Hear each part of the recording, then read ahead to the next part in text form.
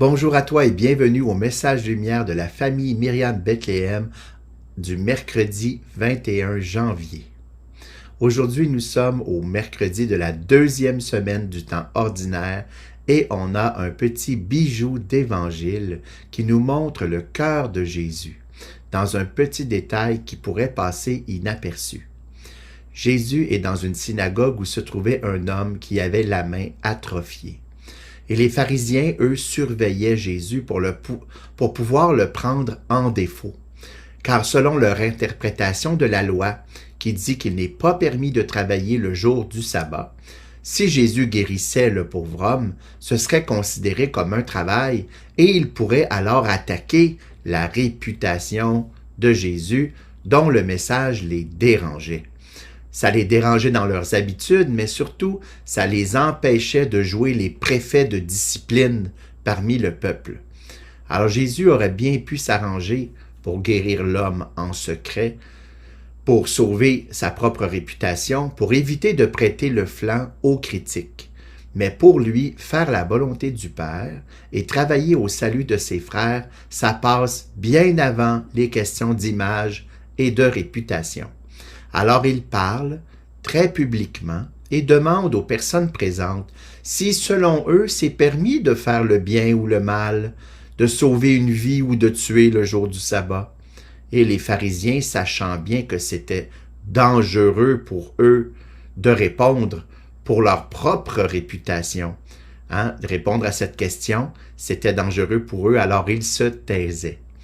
Et c'est là que le récit nous apporte le petit bijou dont je te parlais. On dit de Jésus qu'il promena sur eux un regard de colère, car il était navré de l'endurcissement de leur cœur. Et ensuite, il guérit l'homme. J'ai un sentiment qui s'élève en moi quand je lis que Jésus était navré de l'endurcissement de leur cœur. Je suis en peine pour Jésus. En fait, je suis en peine avec Jésus. Jésus, lui, n'était pas navré que les pharisiens étaient dans le tort ou qu'ils travaillaient contre lui. Jésus n'était pas désolé de les voir douter de lui, de son message, mais ce qui le rendait navré, c'était l'endurcissement des cœurs. Jésus ne nous demande pas à nous de réussir toujours en sainteté du premier coup, d'avoir toujours les bonnes réponses, d'être capable tout seul de nous convertir, de nous libérer de nos petits et grands esclavages. Jésus se désole surtout du cœur endurci, celui qui est fermé à son message de guérison, de libération, de miséricorde. Lui, Jésus, il est toujours obéissant au Père et à travers l'Esprit Saint qui lui parlait. Jésus souhaite tellement pour nous que nous soyons nous aussi comme lui des enfants du Père, des petits-enfants libres qui dépendent de la grâce. Alors en pensant à tout cela, j'ai une parole qui m'est venue à la mémoire. Aujourd'hui, ne fermons pas notre cœur, mais écoutons la voix du Seigneur. On connaît bien cette prière. C'est évidemment une grande œuvre que de changer notre cœur de pierre pour un cœur de chair, un cœur capable d'aimer librement.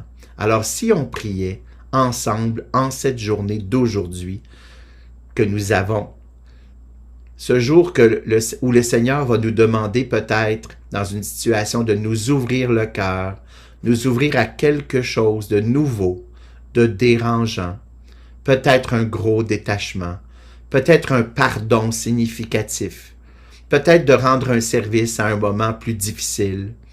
Alors prions dès maintenant pour recevoir pour aujourd'hui les dons de force et de conseil du Saint-Esprit pour faire ce pas d'ouverture. Seigneur Esprit Saint, merci, merci. Jésus nous a promis que tu serais envoyé pour consoler les cœurs, pour nous équiper, pour notre vie et notre mission. Alors merci de venir nous aider, car nous rencontrons parfois des écueils dans nos cœurs, des fermetures, des non qui interfèrent avec ton action. Alors merci de nous envoyer, Esprit Saint, un rayon de ta lumière pour nous rappeler cette phrase. Aujourd'hui, ne fermons pas notre cœur, mais ouvrons-la. Écoutons la voix du Seigneur. Dans le moment où nous aurons besoin de faire dans la foi et dans l'espérance cet acte d'ouverture à ce que Jésus nous demandera particulièrement. Oui, merci Esprit Saint de souffler avec force et avec douceur dans nos cœurs, dans nos intelligences, dans nos mémoires, dans nos sensibilités, pour nous obtenir des victoires de miséricorde dans nos cheminements spirituels, dans nos familles, dans nos relations avec les autres, dans notre mission pour l'Église et pour le monde. Amen. En s'émerveillant à l'avance de la merveille que le Seigneur va accomplir aujourd'hui dans nos vies, je te dis, sois béni, au revoir et à bientôt. Jésus.